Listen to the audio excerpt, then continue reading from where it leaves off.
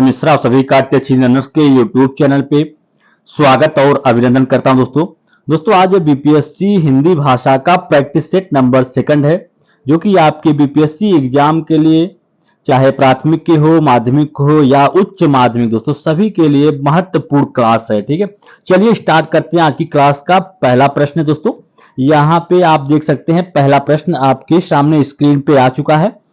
इसमें दोस्तों प्रश्न पूछ क्या रहा है, पहले पढ़ते हैं कि कौन सा सर्वनाम का भेद नहीं है। ऑप्शन है कि इसमें से कौन सा सर्वनाम का भेद नहीं है। इसमें सर्वनाम का भेद बताना है। सर्वनाम होता क्या है? ऐसे शब्द जो संज्ञा के स्थान पे प्रयोग होते हैं उस सर्वनाम कहलाते हैं। ठीक है, संज्ञा क्या होती है? संज्ञा किसी व्यक्ति, वस्तु या स्थान के नाम का जो बोध कराए वो क्या कहलाती है? संज्ञा कहलाती है। तो इसमें आपको बताना है कि कौन सा सर्वनाम का भेद नहीं है। तो कभी कभी पूछ लेता है कि सर्वनाम के भेद कितने होते हैं। तो सर्वनाम के मुख्यतः 6 भेद होते हैं दोस्तों, और इसमें से कौन सा सर्वनाम का भेद नहीं है? पुरुषवाचक, गुणवाचक, निजवाचक या प्रश्नवाचक। तो इसमें से आपको बता दें कि पुरुषवाचक, निजवाचक, प्रश्नवाचक सभी क्या है? सर्वनाम के भेद हैं। जबकि गुणवाचक क्या है? गुणवाचक सर्वनाम का भेद नहीं है, यह विशेषण का एक भेद है दोस्तों। ठीक है, चलिए आगे प्रश्न पे चलते हैं। प्रश्न संख्या दूसरा आपके सामने स्क्रीन पे आ चुका है, इसको देख लेते हैं। कह रहा है कि इनमें से कौन सा शब्द जातिवाचक संज्ञा है। संज्ञा किसी व्यक्ति, वस्तु या स्थान के नाम का बोध कराने वाले शब्द को संज्ञा कहते हैं दोस्तों। इसमें पूछ रहा है कि जातिवाचक संज्ञा कौन सी हो। जातिवाचक संज्ञा ऐसी संज्ञा जिससे किसी एक ही जाति के जाति का बोध हो, वही क्या कहलाता है? जातिवाचक संज्ञा कहलाती है। जैसे जात का बोध, जैसे यहाँ पे लिख दिया जाए मनुष्य, लिख दिया जाए पशु, लिख दिया जाए, ठीक है, पर्वत लिख दिया जाए तो पर्वत जात का बोध हो जाएगा। ठीक है, हाथी लिख दिया जाए तो हाथी से, या एनिमल जानवर लिख दिया जाए जानवर जात का बोध हो जाता है। तो यहाँ पे पूछा है कि कौन सा जातिवाचक संज्ञा है? परिवार, कृष्णा, मनुष्य या मोहन। तो इसमें से जातिवाचक आपको बताना दोस्तों। तो यहाँ पे जैसे देखिए यहाँ मोहन लिखा है तो यहाँ पे क्या हो जाएगा? व्यक्तिवाचक संज्ञा हो जाएगी। ठीक है, और यहाँ पे आपको बता दें कि मनुष्य जो लिखा गया यही मनुष्य दोस्तों, इससे ही क्या हो जाएगा? मनुष्य जात का बोध हो रहा है। ठीक है, तो यहाँ पे इस प्रश्न का राइट जवाब ऑप्शन नंबर सेकंड जो है इसका राइट जवाब होगा दोस्तों। इसी तरीके से अन्य वीडियो के लिए आप मेरे चैनल से जुड़े रहिए, मेरे चैनल को सब्सक्राइब करिए ताकि मेरे द्वारा डाले गए प्रत्येक वीडियो का नोटिफिकेशन आपको मिलता रहे और आपकी जो तैयारी दोस्तों वो अच्छे से होती रहे। चलिए अगले प्रश्न पे, प्रश्न संख्या 3 है कि इनमें से क्रमवाचक विशेषण का उदाहरण कौन सा है? दूसरा, दोनों या दूना या दो। तो आपको इसमें से बताना है कि क्रमवाचक विशेषण कौन सा है। सबसे पहले आप जान लीजिए कि विशेषण क्या होता है। ऐसे शब्द जो संज्ञा या सर्वनाम की विशेषता बतलाते हैं वो विशेषण शब्द कहलाते हैं। तो इसमें आपको पता करना है कि कौन सा क्रमवाचक विशेषण है। जैसे कहीं पे लिखा होता पहला, दूसरा, तीसरा, चौथा, पांचवा, तो इस टाइप अगर आपको शब्द दिख जाए तो वही क्या होता है? क्रमवाचक विशेषण होता है। तो यहाँ पे दोस्तों पहले भी ऑप्शन में आपको यहाँ पे दे रखा है दूसरा, तो यही क्या हो जाएगा? क्रमवाचक विशेषण होगा। चलिए आगे चलते हैं। प्रश्न संख्या नेक्स्ट पे कि इनमें से जातिवाचक संज्ञा शब्द क्या है? रामायण, लोहा, शिक्षक या सेना। तो दोस्तों जातिवाचक संज्ञा बताना इसमें से, जैसा कि मैंने आपको कहा कि जिससे किसी एक ही जाति का बोध हो वो क्या कराता है? जातिवाचक संज्ञा कराती है। ठीक है, तो यहां से तो रामायण, रामायण कोई नाम हो गया या, ठीक है दोस्तों, और जहां पे कोई चीज नाम आ जाए, ठीक है, तो वहां पे क्या होता है? व्यक्तिवाचक संज्ञा होती है। ठीक है, जहां पे कोई चीज एक ही हो, तो जैसे गंगा नदी हो गया, ठीक है, यमुना नदी हो गया, तो यमुना हो गया तो वहां पे क्या आ जाएगा? आपका व्यक्तिवाचक संज्ञा आ जाएगा। ठीक है, जैसे नदी हो जाता तो नदी, सभी नदियां उसमें आ जाती है तो नदी क्या हो जाती है? जातिवाचक संज्ञा हो जाती है। जैसे यहाँ पे शिक्षक शब्द लिखा गया है, शिक्षक क्या है? एक जातिवाचक है, जिससे एक शिक्षक जाति का ही बोध हो रहा है, उसमें सभी शिक्षक आ जाएंगे। तो इस प्रश्न का राइट जवाब ऑप्शन नंबर थर्ड है। और दोस्तों सेना लिखा गया, सेना क्या है? यहाँ पे समुदायवाचक संज्ञा हो जाएगा। चलिए समूह या समुदाय, ठीक है, समूहवाचक संज्ञा होगा। चलिए अगला प्रश्न है, कह रहा है कि अल्प प्राण ध्वनियों का समूह कौन से। दोस्तों कभी कभी प्रश्न पूछ लेता है कि अल्प प्राण जो होते हैं उनकी संख्या कितनी होती है। तो आज आप जान लीजिए कि अल्प प्राण जो होते हैं उनकी संख्या टोटल 31 बताई गई है। कितनी बताई गई है? 31 होते हैं, इनकी संख्या बताई। ठीक है, और 31 में दोस्तों कौन कौन से आते हैं? किसी भी वर्ग का पहला, तीसरा और पांचवा वर्ड जो होता है, किसी भी वर्ग का पहला, तीसरा और जो पांचवा वर्ड होता है, ये क्या कहलाता है? अल्प प्राण कहलाता है। इसके अलावा जितने भी आपके अंत वर्ड होते हैं, जैसे आपका य, व, र और ल, ये भी क्या होता है दोस्तों? ये भी आपका अल्प प्राण होता है। इसके अलावा जितने स्वर होते हैं, 11 स्वर होते हैं, वो भी क्या होते हैं? आपके अल्प प्राण के अंतर्गत ही आते हैं। तो टोटल पूरा मिला के इनकी संख्या 31 होती है। तो दोस्तों इसमें बताना है कि किसमें अल्प प्राण है। जैसा मैंने आपको बताया कि किसी भी वर्ग का पहला, तीसरा और पांचवा वर्ड जो होता है वो अल्प प्राण होता है। तो इसमें आप देख सकते हैं, यहाँ पे देखिए क, ख, ग, ये तो तीनों साथ आ गए, तो यहाँ पे आपका अल्प प्राण होगा नहीं। च, ज और य, त, थ, द, ध, न, दोस्तों यहाँ पे भी नहीं होगा। ट, ठ, ड, ड, यहाँ पे भी नहीं होगा। तो यहाँ पे आप देख सकते हैं च जो है पहला वर्ड है, ज जो है तीसरा है, य जो है पांचवा वर्ड है। तो इस प्रकार से यहाँ पे क्या हो जाएगा? अल्प प्राण ध्वनियां होंगे। चलिए आगे चलते हैं प्रश्न संख्या अगले पे। दोस्तों सभी प्रश्न आपकी परीक्षा के लिए महत्वपूर्ण सिद्ध हो सकते हैं, बस आपको ध्यानपूर्वक पढ़ना है। महाकवि शब्द में प्रयुक्त समास। समास का अर्थ कभी कभी पूछ लेता है कि समास का अर्थ क्या होता है। तो जान लीजिए कि समास का अर्थ होता है संक्षेप। ठीक है, और समास की टोटल संख्या होती है 6। और इसमें आपको बताना है कि महाकवि, दोस्तों किसी भी शब्द का अगर हम विखंडन करते हैं और उसके बीच में हमको है जो या के समान जैसे शब्द दिख जाए, तो वहां पे क्या हो जाता है? कर्मधारय समास होता है। जैसे महाकवि का अगर हम विखंडन करेंगे तो यहाँ पे आता है महान है जो कवि, ठीक है, अर्थात महाकवि। तो यहाँ पे कर्मधारय समास होगा। इस प्रश्न का राइट जवाब ऑप्शन नंबर फर्स्ट होगा। और संख्या नेक्स्ट पे, सभी प्रश्न दोस्तों अच्छे हैं और आपकी परीक्षा में आ सकते हैं। तो राम सो रहा है, इस वाक्य में कौन सी क्रिया है? राम सो रहा है। तो दोस्तों सोना कोई क्रिया नहीं होती, ठीक है। जब ये क्या हो जाएगा? यहाँ पे अकर्मक क्रिया होगी। जहां पे कोई कर्म न हो वहां पे क्या होता है? अकर्मक क्रिया होती है, ठीक है। तो इस प्रश्न का राइट जवाब क्या हो जाएगा? ऑप्शन नंबर फर्स्ट होगा।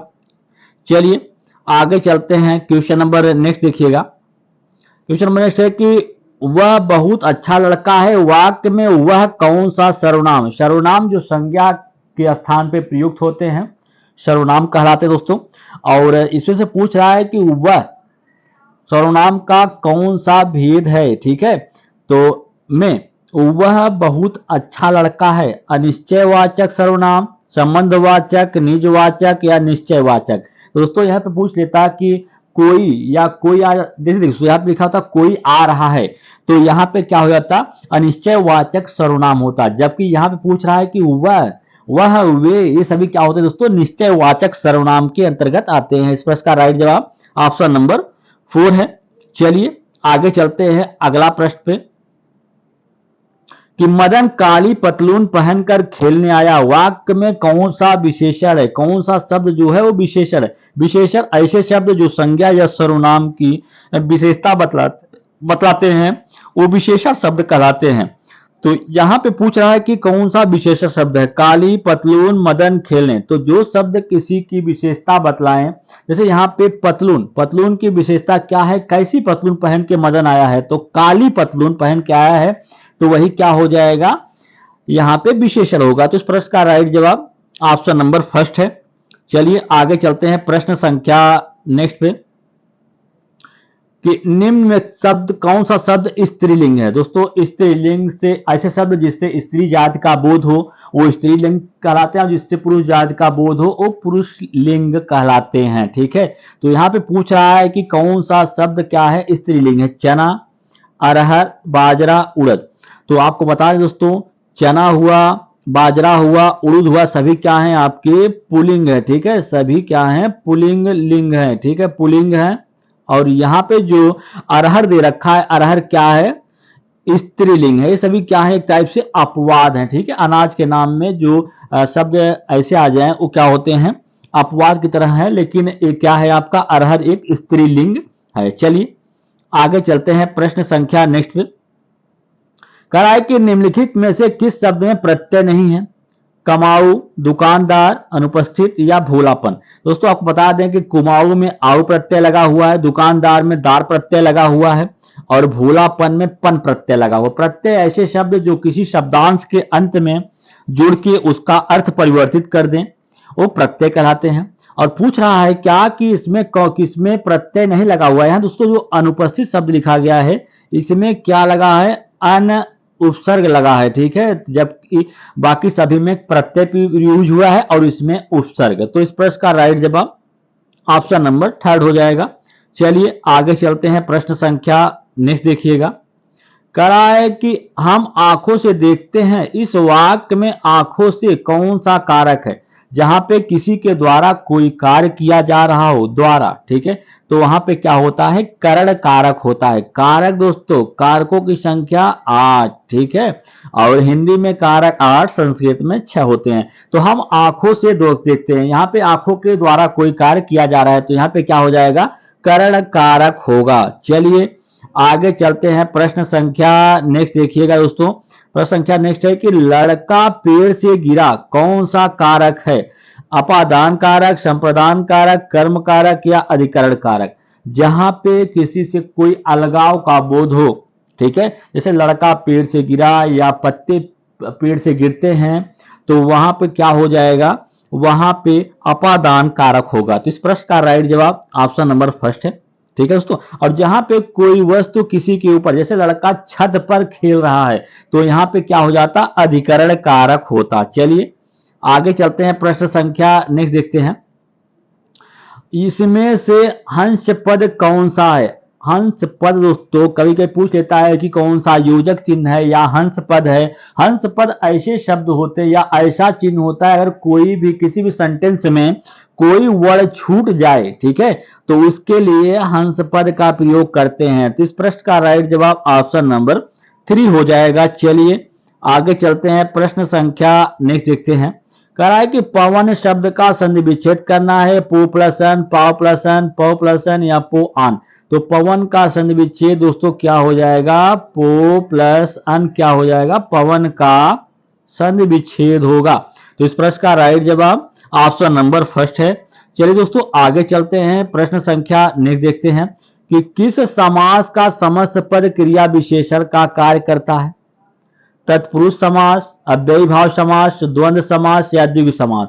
दोस्तों बता दें कि किस समास का समस्त पद जो है विशेषण का कार्य करता है? ऐसा समास जिसका उत्तर पद प्रधान हो और उसमें किसी भी कारक का या कह सकते हैं किसी कारक का लोप हो। कारकों की संख्या 8 है, उसमें से कोई भी अगर कारक आपको दिखाई दे, कर्ता, कर्म, करण, संप्रदान, अपादान, अधिकरण, संपोधन, तो वहां पे क्या होता है? तत्पुरुष समास होता है, ठीक है। और जिस समास में दोनों ही पदों की प्रधानता आ जाए वहां पे द्वंद्व समास, जैसे माता पिता, राजा रानी, वहां पे क्या होता है? द्वंद्व समास, और उसके बीच में योजक चिन्ह इस तरीके से आपको दिखाई देगा। और द्विगु समास जिस समास का प्रथम पद संख्यावाचक हो जाए, चौराहा जैसे लिखा हो, तो वहां पे क्या हो जाएगा? द्विगु समास होगा। तो किस समास का समस्त पद क्रिया विशेषण का कार्य करता है? तो अव्ययी समास, अव्ययी भाव समास दोस्तों इस प्रश्न का राइट जवाब ऑप्शन नंबर सेकंड है। और अव्ययी भाव समास पहचाने का दोस्तों एक ट्रिक होता है, अगर किसी भी शब्द में कोई भी उपसर्ग दिख जाए, उपसर्गों की संख्या 22 होती है, उसमें से कोई भी उपसर्ग आपको अगर दिख जाए तो वहां पे अव्ययी भाव समास हो जाएगा। चलिए आगे चलते हैं प्रश्न संख्या नेक्स्ट देख लीजिएगा कि आंख की किरकिरी होने का अर्थ होता है अप्रिय लगना, बहुत प्रिय होना, कष्टदायक होना या धोखा देना। तो आंख की किरकिरी होने का अर्थ होता है कि अप्रिय लगना, ठीक है, क्या होता है? अप्रिय लगना। इस प्रश्न का राइट जवाब ऑप्शन नंबर फर्स्ट है। कभी कभी होता है कि आंखें चार हो गई या आंखें लग गई, ठीक है, तो आंखें लग जाना मतलब नींद आ जाना, ठीक है, आंखें चार होना मतलब प्यार हो जाना, ठीक है। चलिए आगे चलते हैं प्रश्न संख्या नेक्स्ट। सभी प्रश्न दोस्तों आपकी परीक्षा के दृष्टि से महत्वपूर्ण हैं, ठीक है, एक बार फिर से ध्यान दीजिएगा कि पित्राज्ञा, पित्राज्ञा शब्द का सही संधि विच्छेद आपको करना है, ठीक है। यहाँ पे पित्राज्ञा शब्द लिखा गया, इसका संधि विच्छेद सही से अगर करेंगे तो यहाँ पे आएगा पित्र प्लस पित्र प्लस आज्ञा आएगा। ठीक है दोस्तों, तो यहाँ पे पितृ प्लस आज्ञा, यहाँ पे आपका इस प्रश्न का राइट जवाब ऑप्शन नंबर 3 हो जाएगा। चलिए आगे चलते हैं, प्रश्न संख्या नेक्स्ट देख लेते हैं दोस्तों।